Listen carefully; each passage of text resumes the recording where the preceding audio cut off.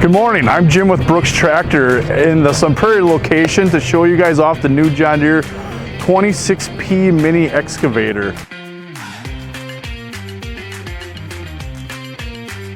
Couple changes. It's got this machine here will have the AC, the new coupler.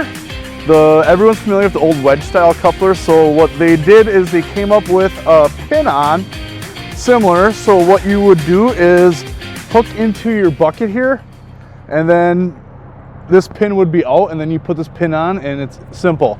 Like I said, the wedge block is still available if you guys would like that, or if you have old buckets to reuse if you want to update an older machine.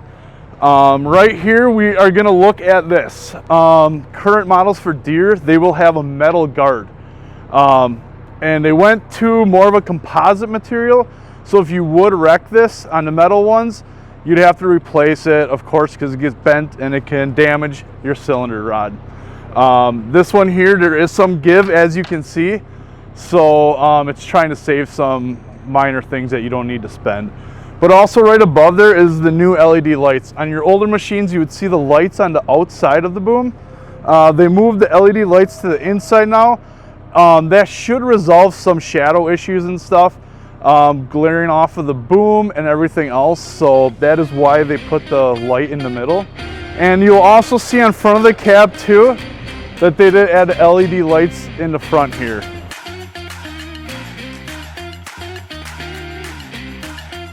Now we'll go over some of the new features inside of the cab.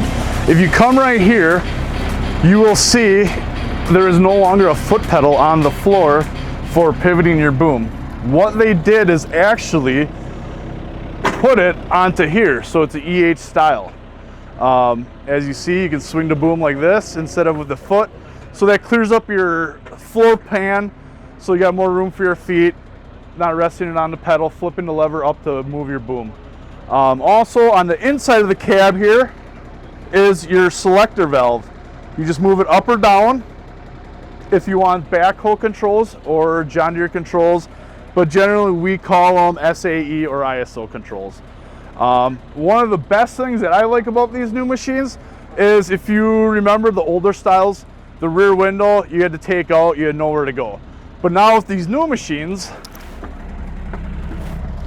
you grab these two black tabs here, it'll lock up into the tab, into the top glass, and you pull these two levers, it will go up, and they did a really good job.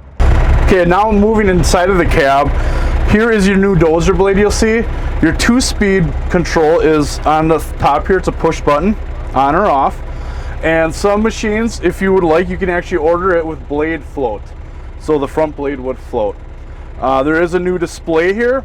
And one thing nice about the display, you will notice that it's flashing low diesel fuel. So we don't have much time, let's get going. New roll dial that'll read out your RPMs and everything else.